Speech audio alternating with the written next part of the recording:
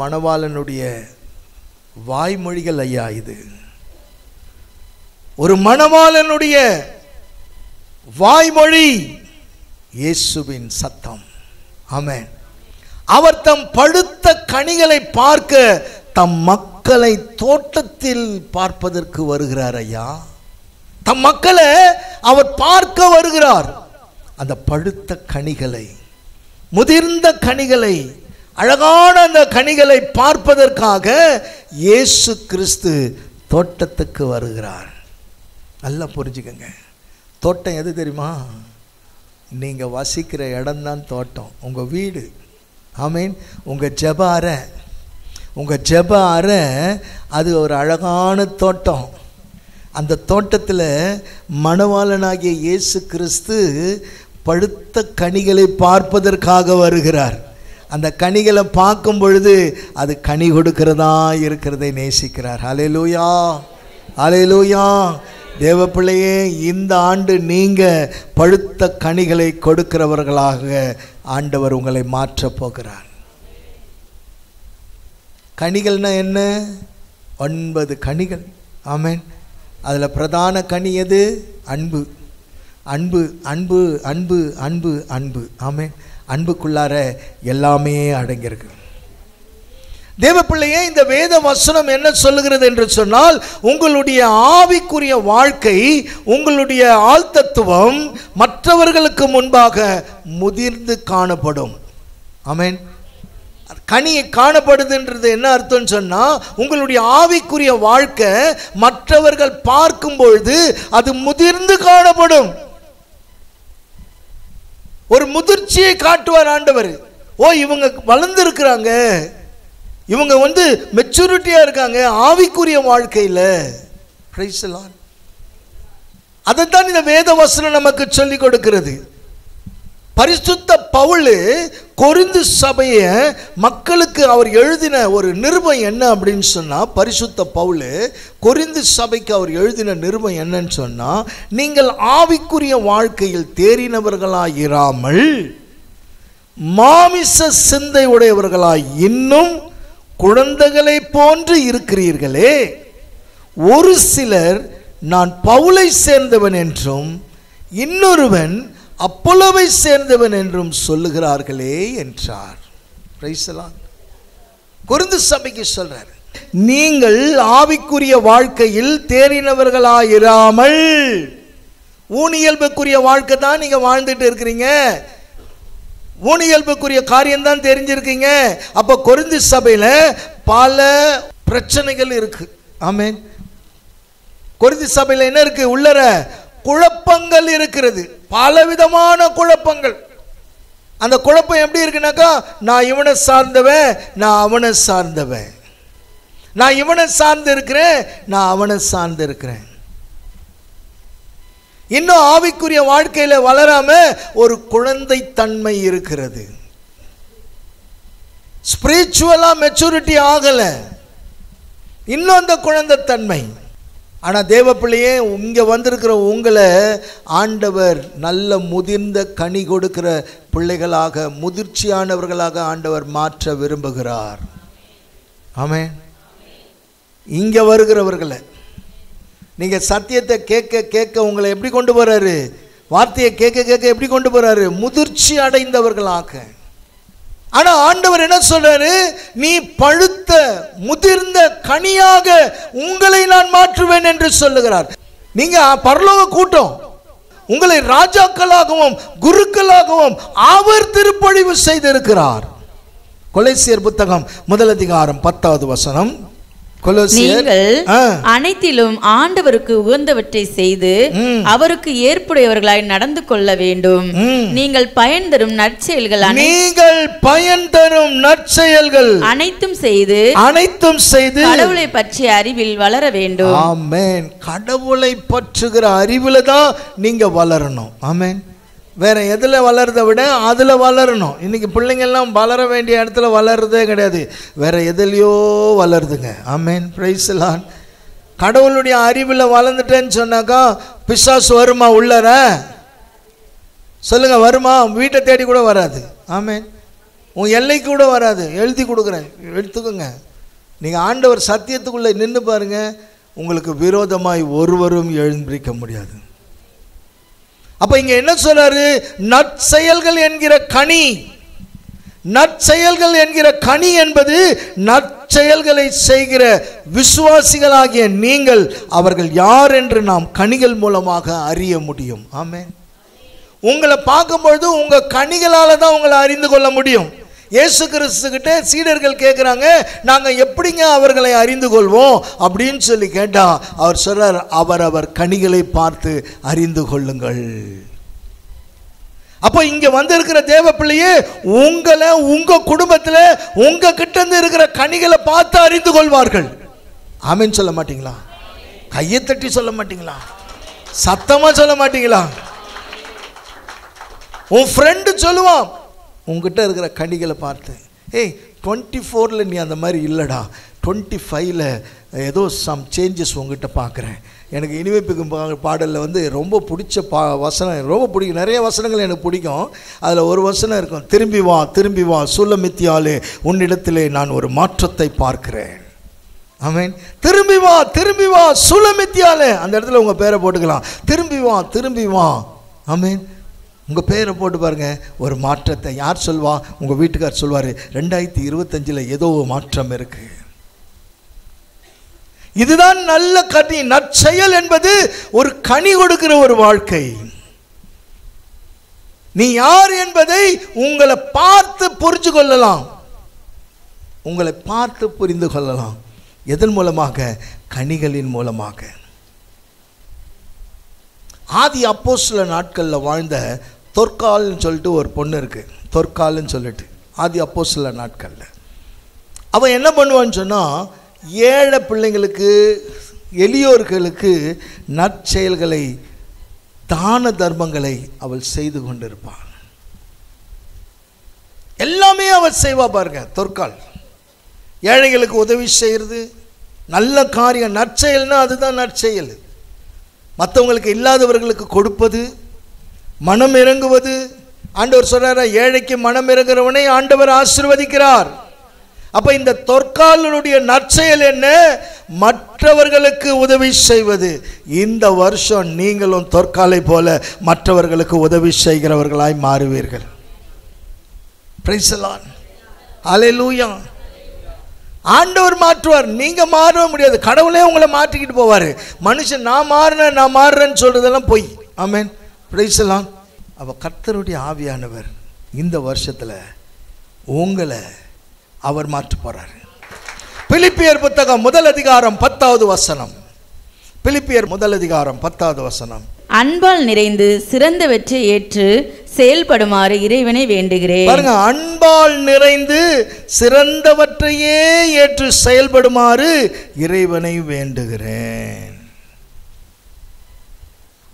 ஆனா அந்த மொழிபெயர்ப்பில் நான் வாசிக்கும் பொழுது ரொம்ப அழகா இருந்துச்சு. நீதியின் கனிகளை நிறைந்தவர்களாகி. ஆண்டவர் சொல்ல பாருங்க, நீதியின் கனிகள் நிறைந்தவர்களாகி. அப்ப இயேசு கிறிஸ்துவின் நீதியின் கனி என்பது அவருடைய போதனைகள். ஆமென்.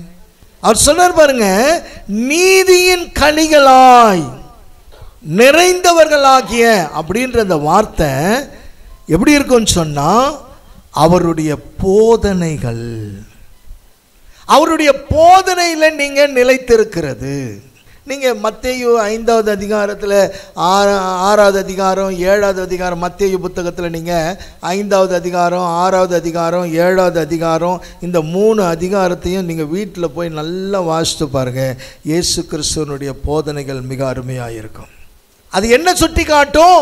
ஒரு நேர்மையின் கனி, நீதியின் கனியை அது நமக்கு சுட்டி காட்டுகிறது. அப்ப இந்த வருஷத்துல ஆண்டவருடைய போதனை என்கிறது, உபதேசம் என்கிறது, இந்த போதனைகளால நீங்கள் நீதியின் கனிகளை உங்களுக்குள்ளாக உருவாக்க முடியும். ஆமென். அவருடைய போதனை என்கிற கனிகள் உங்களுக்குள்ளாக உருவாகும். அப்ப வார்த்தை உருவாகும், சத்தியம் உருவாகும். நீ கேட்கிற வார்த்தையில நீ நிலைத்திருக்க முடியும். அப்போ உங்கள் செயல், உங்கள் சிந்தனை எல்லாம் நீதியாய் மாறும். ஆமென்.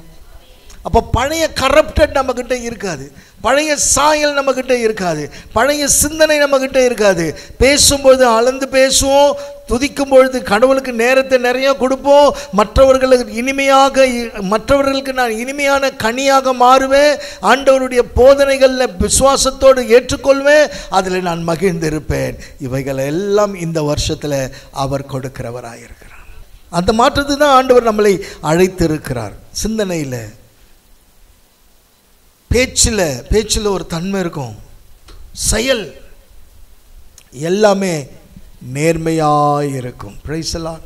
அல்லேலூயா.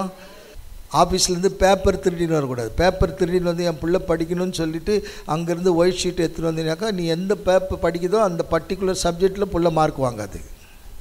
ஆஃபீஸ்லேருந்து எடுத்துகிட்டு வருது, பேனா எடுத்துகிட்டு வருது, பென்சில் எடுத்துகிட்டு வருது. சில பேர்லாம் இருக்குது. நீங்களாம் தங்கமானவங்க. ஸ்தோத்திரம். அல்லேலூயா. செசாருக்கு உண்டானது, அது தேவனுக்கு உண்டானது. இது ஒருவேளை அதை மாதிரி இருந்தீங்கன்னா அதை மாற்றிக்கங்க. ஆண்டவர் அதை தான் சொல்கிறாரு. உன்னுடைய செயல், உன்னுடைய திட்டங்கள், நீ செய்கிற காரியங்கள் எல்லாமே நீதியாய் மாறும். ஆனால் இதெல்லாம் நடக்கணும்னு சொன்னால் இயேசு பாதத்தில் உட்காரணும், நேரத்தை கொடுக்கணும், வேதத்தை வாசிக்கணும். அதனால தான் நீங்கள் கனி கொடுக்கும்படியாக இயேசுவே உங்களை ஏற்படுத்தியதால் நீங்கள் இனிமையானவர்களாய், விலையேற பெற்றவர்களாய், முதிர்ந்து கனி கொடுக்கிறவர்களாய், நீதியின் கனிகளால் நிறைந்தவர்களாய், நற்செயல் கனிகளாக கொடுக்கிறவர்களாக மாற போகிறீர்கள். நீங்கள் எப்படி மாறுவீங்க? முதல்ல இனிமையானவர்களாய் மாறுவீர்கள். அதுக்கு தான் ஆண்டவர் உங்களை ஏற்படுத்தினார் என்ற அந்த வார்த்தையை கடைசியில் முடிச்சுக்கிறேன். இரண்டாவது, நீங்கள் முதிர்ந்து கனி கொடுக்கிறவர்களாக. மூன்றாவது, ஒரு நீதியின் கனிகளாய் நிறைந்தவர்களாய். நான்காவது, நற்செயல்களில் கொடுக்கிற கனிகளாக ஆண்டவர் இந்த வருஷம் உங்களை மாற்றப் போகிறார். எனக்கு ஊழியமே இல்லை, எனக்கு என்ன ஊழியன்னு தெரியல, நான் எப்படி ஊழியம் செய்வேனே எனக்கு தெரியல அப்படின்னு சொல்லிட்டு ஒருவேளை இந்த இடத்துல இருக்கலாம். ஆனால் ஆண்டவர் உங்களை அனுப்ப போகிறாரு. Price the Lord. ஆண்டவர் அனுப்ப போகிறாரு. இந்த ஆண்டு அவருடைய ஊழியத்துக்கென்று தைரியமாய் நீங்கள் புறப்பட்டு போங்கள். அதுக்கு தான் உங்களை ஏற்படுத்தியிருக்கிறேன். தைரியமாக போங்க. ஆனால் போகிறதுக்கு முன்னாடி நீ மரத்துக்கு கீழே இருந்தால் தான் பார்க்க முடியும். ஆமென். Praise the Lord. அல்லேலூயா. அதுதான் நம்பர் 1. இரண்டாவதாக, நீ நிலைத்திருக்கும் கனிகளை உருவாக்கும் திருப்தியான வாழ்க்கை. ஆமென். முதல்ல என்ன பார்த்தோம்? முதல் வார்த்தை என்ன பார்த்தோம்? கனி தருகிற உரிய வாழ்க்கை, உரிய வாழ்க்கை. இரண்டாவது, நீ நிலைத்திருக்கும் கனிகளை உருவாக்கும் திருப்தியான வாழ்க்கை. யோவான் 15:16, நீங்கள் கனி தரவும் நீங்கள் தரும் கனி நிலைத்திருக்கவும் உங்களை ஏற்படுத்தினேன். தேவ பிள்ளையே, பொதுவாக எல்லா மரங்களும் எல்லா காலங்களிலேயும் தொடர்ந்து கனி கொடுக்கிற மரங்களாக நம்ம பார்த்துருக்கிறோம். ஆனால் அதே நேரத்தில் ஒரு சில மரத்தில் கனிகள் இருப்பது இல்லை. ஒரு சில மரத்தில் என்ன ஆயிடுது, அது கனி கொடுக்கக்கூடிய ஒரு சூழ்நிலை இருந்தாலும் அது சரியான கனி கொடுப்பது கிடையாது. ஒரு சில மரங்கள் அது பருவ காலம் வரைக்கும் அது கரெக்டாக கனி கொடுக்கும். கொஞ்சம் அந்த இந்த சீசனில் பழம்னு சொல்லுவோம்ல, சீசன் பழம், அந்த மாதிரி சீசனில் கொடுக்குற ஒரு கனி கொடுக்கிறதா இருக்கும். சில காலத்தில் அது என்ன பண்ணுது, கொஞ்ச நாள் ஆனவுடனே கனி கொடுக்காம அது அப்படியே ஸ்டாப் ஆகிடும். அதே போல தான் கிறிஸ்துவ வாழ்க்கையில் கூட அநேகர் கொஞ்ச நாளைக்கு போகிற காரியமெல்லாம் ஜெயமாகிறவர்களாக கனி கொடுப்பாங்க. கொஞ்ச நாளைக்கு தான், ஃபுல்லாக அவங்களால கொடுக்க முடியாது. கொஞ்ச நாளைக்கு. சில கிறிஸ்தவ வாழ்க்கை நாட்கள் செல்ல செல்ல செல்ல செல்ல என்ன நடக்குதுன்னு சொன்னால், உற்சாகமா ஊழியம் செய்வாங்க, ரொம்ப உற்சாகமா செய்வாங்க. இந்த ஆடு குட்டி போட்டுச்சுன்னா பார்த்துக்கிறீங்களா, அப்படியே எகிரி எகிரி குதிக்கும். அந்த மாதிரி பிரைஸ் தி லார்ட், ஸ்தோத்திரம், அல்லேலூயா. இந்த ஸ்பீட் அப்படியே அல்லேலூயா, ஸ்தோத்திரம்.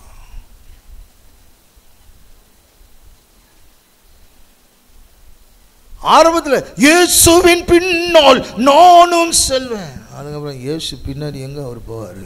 அப்புறம் பாட்டு போவார், நடக்க முடியல டாடி நடக்க முடியல.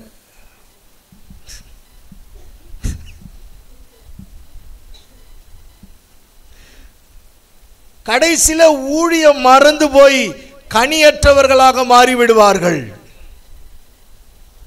கனியற்றவர்களாக மாறிவிடுவார்கள். ஆரம்பம் சுறுசுறுப்பாக இருக்கும், ஆமாம். ஆனால் இன்றைக்கு தேவ பிள்ளையை நல்லா புரிஞ்சுக்க, இந்த ஆண்டு கடவுள் வாக்கு கொடுக்குறார், உங்களுக்கு தான் கொடுக்குறார். ஆமென். எனக்கும் சேர்த்து கொடுக்குறார். அவருடைய வாக்கின்படி இயேசு கிறிஸ்து உங்களை ஏற்படுத்தியபடியால் உங்கள் கனிகளை நிலைத்திருக்கும்படி அவர் செய்ய போகிறார். வசனத்தான் சொல்லுது, நிலைத்திருக்கும்படி அவர் செய்ய போகிறார். நீ ஓடினாலும் களைப்படைய மாட்ட, நடந்தாலும் சோர்வடைய மாட்ட, காண்டா மிருகத்துக்கு ஒத்த பலனை கொடுப்பார். ஆமென். அப்படின்னா என்ன அர்த்தம்? என்னைய போல மைக் எடுத்து பேசுறது தான் அப்படி இல்லை. நீ வேலை செய்கிற வேலை ஸ்தலத்தில் இயேசுவை பற்றி சொல்லுவ, இந்த முறை நீ தைரியமாக சொல்லுவ, உன் ஃப்ரெண்டுக்கிட்ட தைரியமாக சொல்லுவ. உன்னுடைய ஊழியம் தொடங்கிடுச்சு இந்த வருஷம், ஆமென். உன் மினிஸ்ட்ரி ஸ்டார்ட் ஆயிடுச்சு. நல்லா புரிஞ்சுங்க தேவ பிள்ளையே, நீங்கள் அதுக்கு தான் அழைக்கப்பட்டீங்க. உங்கள் ஊழியம் தொடங்கியாச்சு. நீ போயிட்டு அங்கே உட்காந்துன்னு எங்களுக்காக வேண்டிக் கொள்ளும், எங்களுக்காக வேண்டிக் கொள்ளும், இது கிடையாது. ஆமென். நீ மற்றவங்களுக்காக நீ வேண்ட போற. ஆமென் சொல்லு, மற்றவங்களுக்காக நீ வேண்ட போற. உன் வாயிலிருந்து என்ன வார்த்தை வரும்? நான் மற்றவர்களுக்காக திறப்புல நிக்க போறேன், திறப்புல நிக்க போறேன். உன் வாழ்க்கை மாறும், உன் வாழ்க்கை மாறும், உன் ஜெப வாழ்க்கை மாறும், உன் சூழ்நிலை மாறும். கொஞ்ச நாளைக்கு மாத்திரம் இல்லைங்க, ஏதோ இன்னைக்கு நான் சொல்றேன் இந்த வார்த்தைக்காக இல்லை, நீங்க எழுதி வச்சுக்கோங்க. இயேசு கிறிஸ்து வருகிற வரையிலையும் உங்க ஊழியம் நிக்க போறது கிடையாது, உங்க ஜெபமும் நிக்க போறது கிடையாது. நாங்க கொரோனா டைம்ல அப்படி ஸ்டார்ட் பண்ணது தான் நைட் பிரேயர். கொரோனா டைம்ல ஸ்டார்ட் பண்ண பிரேயர் தான் இன்னைக்கு 6 வருஷம் ஆயிடுச்சு. 6 வருஷமா அது பழுகி பெருகி போய்கிட்டே இருக்கு. அற்புதங்கள் நடக்குது. அநேக குருக்களுடைய குடும்பங்களை ஆண்டவர் ஆசீர்வதிச்சுட்டு வர்றாரு. நிறைய குருக்கள் கன்னியர்கள் அவங்களுடைய குடும்பத்தில் இருக்கிற பிரச்சனைகளுக்காக எங்ககிட்ட பெட்டிஷனை கொடுக்குறாங்க. ஆண்டவர் அற்புதத்தை செய்கிறாரு. இன்னைக்கு ஜெபிக்கிற நீ, உன்னுடைய ஜெபம் தேசம் எங்கும் போகுது. ஆண்டவர் உயர்த்த போறார். ஆமென். ஆண்டவர் உயர்த்த போறார். இது கர்த்தருடைய கரம், ஆண்டவருடைய வல்லமை. இதை நீ பெற்றுக்கொண்டு நீ புறப்பட்டு போ. நீங்க தொடர்ந்து கனி கொடுப்பீங்க. மோசே கிட்ட சொல்றார் ஆண்டவர், என்ன சொன்னாரு? ஏன் புலம்புறப்பா, உன் ஜனங்களை பார்த்து சொல், புறப்பட்டு போ. இன்னைக்கு சொல்றேன் தேவ பிள்ளையே, 2025 வருஷத்துல இந்த வாக்குத்தத்த செய்தி உங்களை பார்த்து சொல்றாரு, நீங்கள் புறப்பட்டு போவீர்கள்.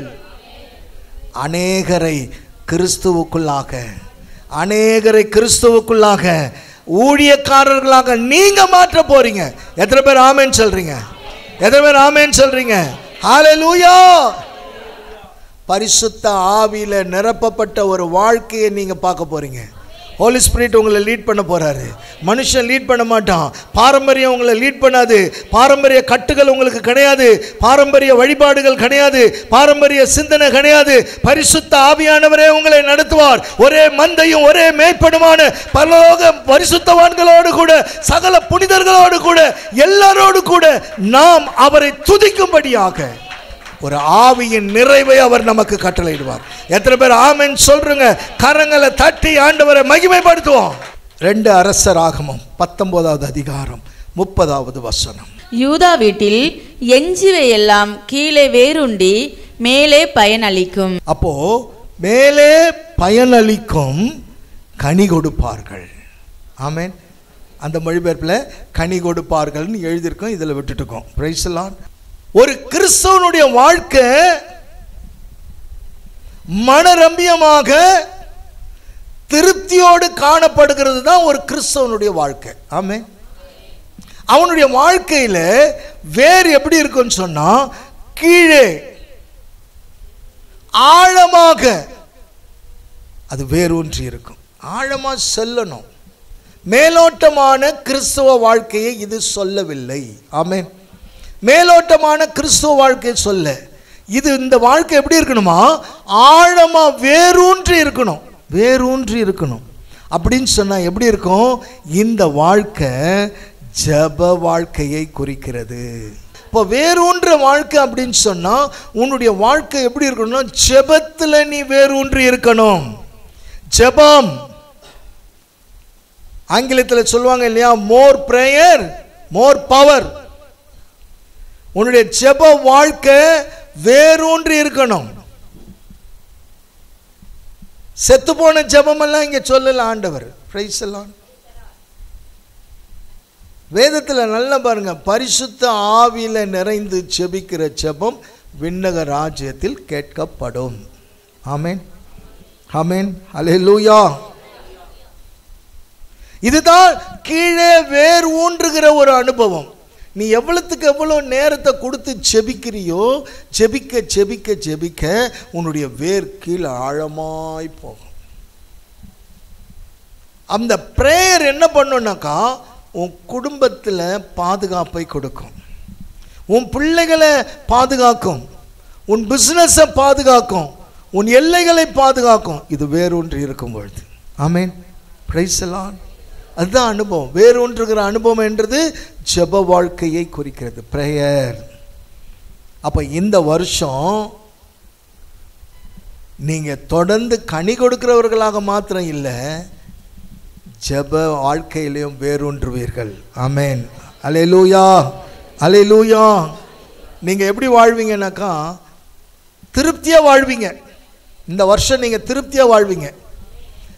எவ்வளோ விலைவாசியாக இருந்தாலும் சரி, எவ்வளோ பிரச்சனைகள் வந்தாலும் சரி, என்ன பஞ்சங்கள் வந்தாலும் சரி, நீங்கள் மனரம்யமாக திருப்தியாக வாழ்வீங்க. எத்தனை பேர் ஆமேன்னு சொல்கிறீங்க?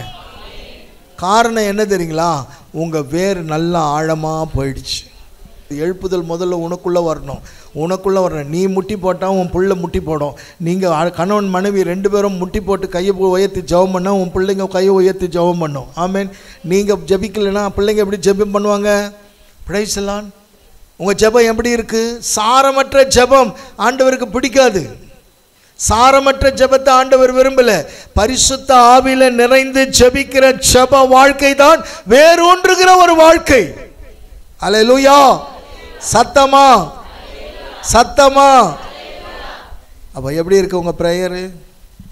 யூதா புத்தகத்துல ஒரே ஒரு புத்தகம் தான், அதுல நீங்க வாசித்து பாருங்க, 20-21. அன்பானவர்களே, அன்பானவர்களே, தூய்மை மிகு விசுவாசத்தை அடிப்படையாக கொண்டு உங்கள் வாழ்வை கட்டி எழுப்புங்கள். எந்த வாழ்வை கட்டி எழுப்பணும்?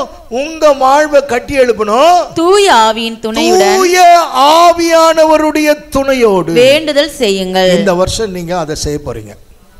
பாருங்க, அன்னை மரியாள் இடத்துல ஒரு அழகான ஜெப ஜீவியம் இருந்தது. அவங்க வேறு எப்படி இருந்துச்சு?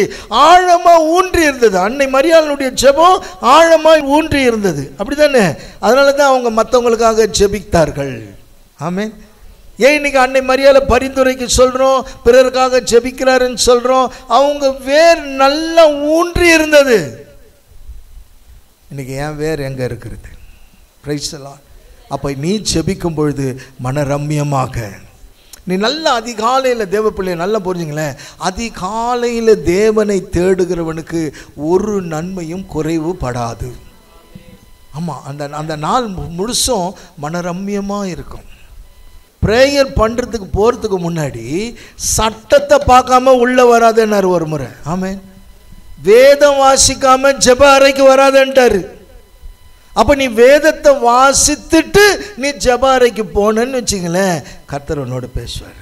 நீ வாசித்த அந்த வசனத்தை அவர் உனக்கு சொல்லி கொடுப்பாரு. எரேமியா புத்தகம் 17வது அதிகாரம் 8வது வசனம். எரேமியா புத்தகம் 17:8. அவர்கள் நீர் அருகில் நடப்பட்ட மரத்துக்கு ஒப்பாவர். அது நீருடையை நோக்கி வேர் விடுகின்றது. வெப்பமிகு நேரத்தில் அதற்கு அச்சமில்லை. அதன் இலைகள் பசுமையாய் இருக்கும்.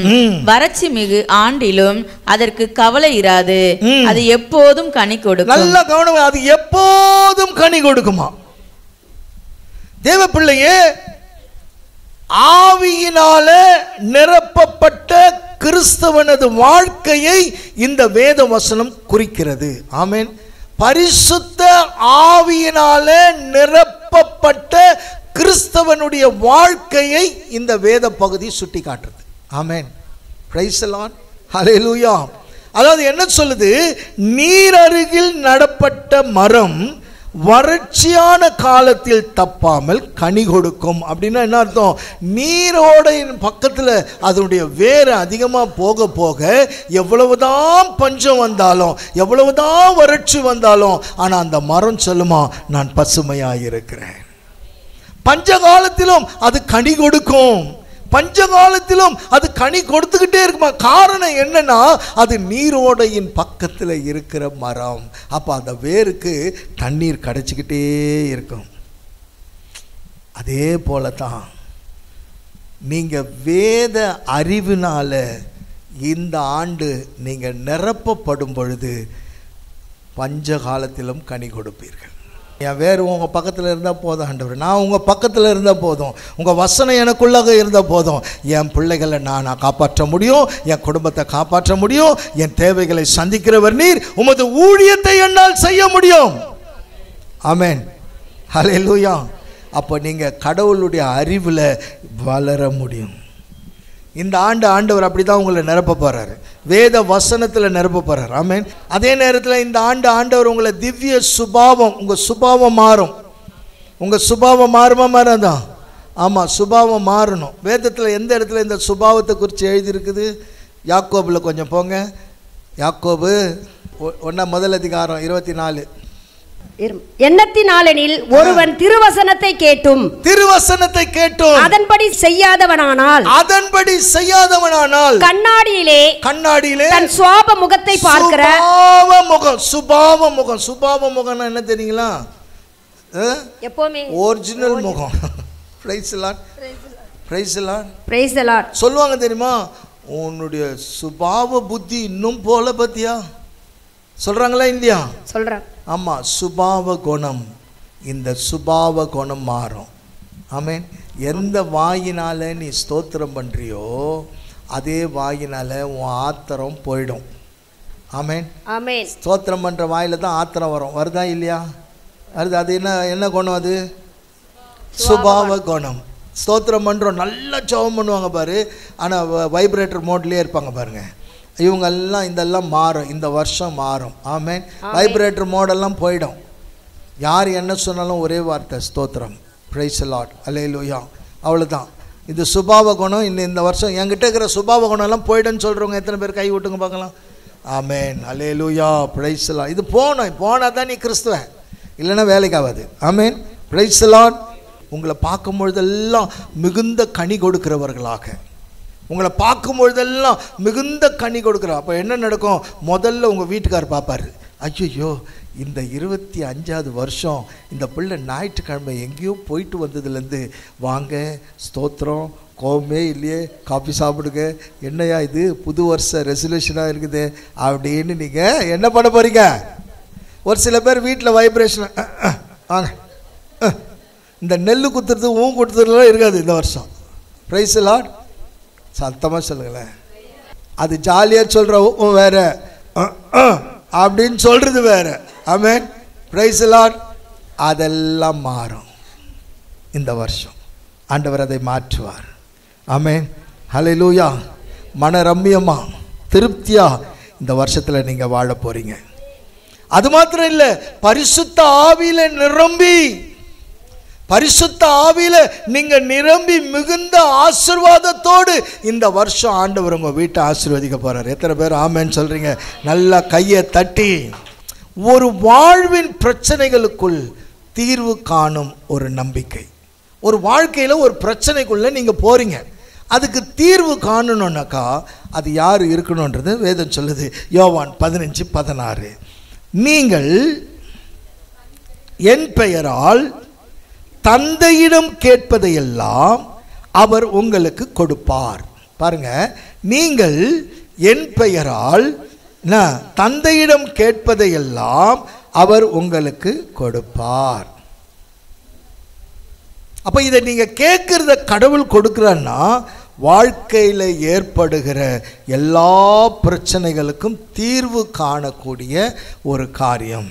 அதாவது நம்பிக்கையூட்டும்படியாக இயேசுவால் கூறப்பட்ட வாயின் வார்த்தை இது. ஆமென். ஆண்டவரே சொல்றாரு, வாக்கு கொடுக்கிறாரு. என்ன கொடுக்கிறாரு? ஆகவே நீங்கள் என் பெயரால் தந்தையிடம் கேட்பதையெல்லாம் அவர் உங்களுக்கு கொடுப்பார். இதில் இப்படி எழுதியிருக்கு. நம்ம அந்த பக்கம் போவோம். எனக்கு பிரித்து காட்டணுன்றதுனால காட்டுறேன். நீங்கள் என் நாமத்தினாலே பிதாவை கேட்டுக்கொள்வது எதுவோ அதை அவர் உங்களுக்கு கொடுக்கத்தக்கதாக நீங்கள் போய், அது இங்கே வசனத்தில் இருக்காது, நீங்கள் போய் கனி கொடுக்கும்படிக்கும் உங்கள் கனி நிலைத்திருக்கும்படிக்கும் நான் உங்களை ஏற்படுத்தினேன். எது மிஸ்ஸிங்ன்றது நீங்க பாத்துங்க. Price the Lord. அதனால தான் நிறைய விஷயங்கள்ல சத்தியத்தை நம்ம ஆண்டவருடைய வார்த்தையை பிரசங்கிக்கும் பொழுது பொருளற்றதாய் மாறுகிறது. சில இடத்துல பொருளற்றதாக. இப்போ ஒரு ஆசிரியர்கள் நிறைய பேர் இருக்கிறீங்க, ப்ரொஃபஸர்ஸ் எல்லாம் இருக்கிறீங்க. நீங்கள் கிளாஸில் போயிட்டு ஒரு சப்ஜெக்டை, மெயின் சப்ஜெக்டை எடுத்துகிட்டு போய் நிற்கிறீங்க. நின்று பேசும்பொழுது பொருளற்ற வார்த்தை அந்த இடத்துல உபயோகிக்கப்படுத்த முடியுமா? முடியாது. பொருளுள்ளதை உபயோகப்படுத்த முடியும். அதே போல தான் ஒரு பக்கத்தில் பார்த்தீங்கன்னாக்கா ஆசிரியர்கள் பேசும்பொழுது பாருங்கள், அதை 10 முறை படித்து பார்த்து அதனுடைய பொருளை எடுத்துக்கிட்டு தான் போவாங்க. எனக்கா தப்பாக அங்கே போய் ஓப்பன் பண்ணிடக்கூடாது. எனக்கா அங்கே இருக்கிறது ஒரு 60 ஸ்டூடெண்ட்டு இவங்க பேசுறது தப்பாக அங்கே ப்ரொவோக் ஆகி போச்சுன்னு சொன்னால் இட்ஸ் டோட்டலி டேமேஜ். ஆனால் சத்திய வசனமும் அதே மாதிரி தான். அதனால தான் நான் உங்களுக்கு எடுத்து பிரித்து சொல்கிறேன். இனிமை மிகு பாடலெல்லாம் பேசுறது பெரிய விஷயம், அப்படி தானே?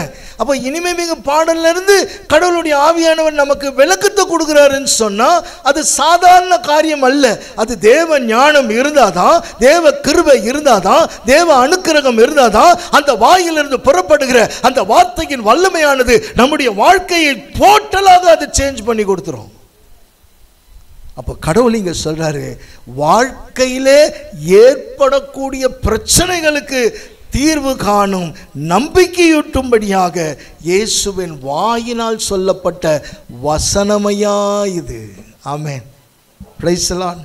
ஹல்லேலூயா, ஹல்லேலூயா, ஹல்லேலூயா. அதனால தான் சொல்றாரு, இதன் மூலமாக என் பெயரால் தந்தையிடம் எவைகளை நீங்கள் கேட்பீர்களோ அவைகளை அவர் உங்களுக்கு தருவார் என்று பரிசுத்த வேதாகமத்தில் எழுதப்பட்டிருக்கிறது. எதன் மூலமாக தருவாரு? நீங்கள் கனி கொடுப்பதாலும்.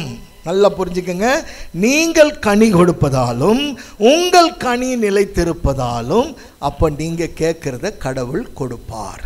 ஆமென். அவர் பார்க்கிறதே அதுதான். அப்ப எப்படி இருக்கும்? உன் பகைவருக்கு முன்பாக உனக்கு ஒரு பந்தி என்று சொன்னால், உன் பகைவருக்கு முன்பாக அந்த பந்தியை ஆயத்தப்படுத்தி இருக்கிறார் என்று சொன்னால், நல்லா புரிஞ்சுக்கங்க. தாவீதை புறக்கணித்தார்கள், தாவீதை ஓரங்கட்டினாங்க. தாவீது எங்கேயோ வாடு மேய்த்து கொண்டிருந்தார். ஆனால் பந்தி தாவீதுக்கு மாத்திரமே ஆயத்தப்பட்டிருந்தது, தீர்க்கதரிசிக்கு அல்ல. ஆனால் தீர்க்கதரிசி சொல்லுகிறார், தாவீது வந்த பிறகு பந்தி. Try to understand.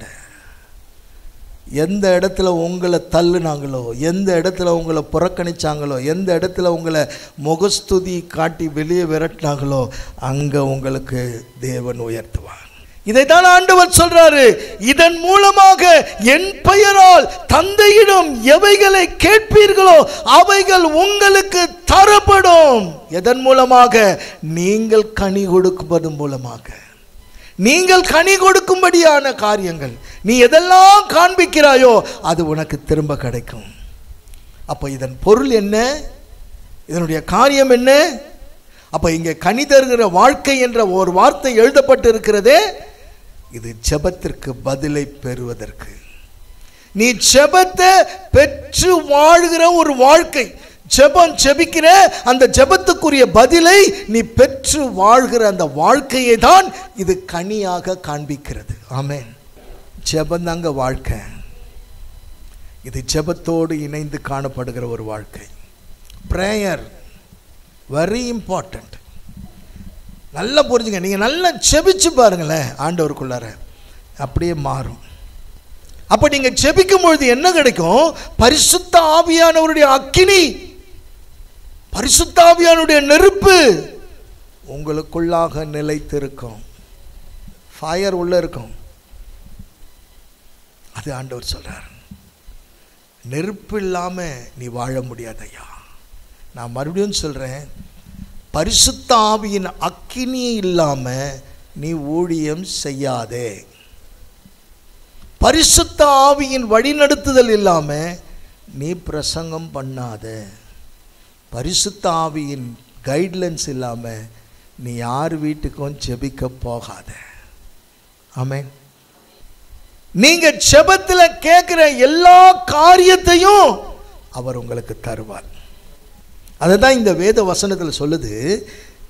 உங்கள் ஜெபம் எந்த அளவுக்கு கடவுளோடு கூட இணைந்து இருக்கிறதோ அந்த அளவுக்கு கடவுள்கிட்ட இருந்து நீ பெற்றுக்கொள்ள முடியும். அதுதான் சொல்ல, தந்தை இடத்துல நீ எதை கேட்கிறாயோ அதை நீ பெற்றுக்கொள்ள முடியும். இல்லைன்னு சொன்னா இல்லை. ஆமென். ஹல்லேலூயா. இல்லைன்னு சொன்னா என்ன நடக்கும்? ஒன்றுமே அங்கே கிடைக்காது. ஒன்றுமே கிடையாது. அதுதான் 2 அரசராகமம் 20வது அதிகாரம் 3வது வசனத்தை வாசிங்க.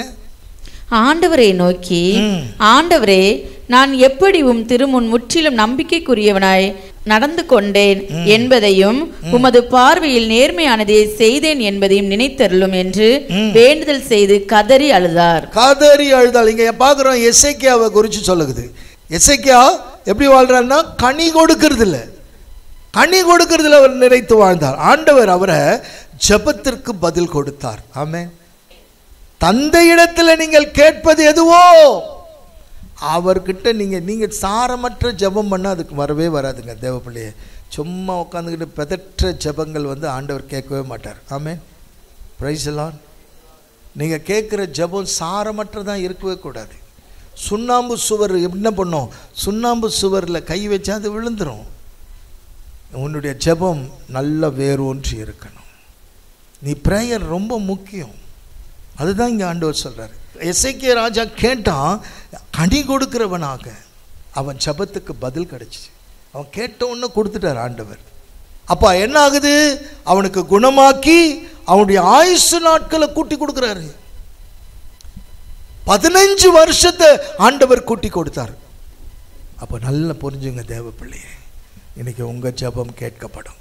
அவருடைய அபிஷேகத்துக்கு கீழே நின்று சொல்கிறேன், இந்த வருஷம் திருமண தடைகள் நீக்கப்பட்டு உங்கள் வீட்டில் சுபகாரியம் நடக்கும். இதே இடத்துல நீங்கள் பத்திரிக்கை கொண்டு வந்து சாட்சி சொல்ல போகிறீங்க. உங்கள் பிள்ளைகளின் வாழ்க்கையை ஆண்டவர் ஆசீர்வதிக்க போகிறார். உங்கள் வேலை ஸ்தலத்தை ஆண்டவர் ஆசீர்வதிக்க போகிறாரு. நீங்கள் மற்றவர்களுக்கு கனி கொடுக்கிறவர்களாக மாறுவீங்க.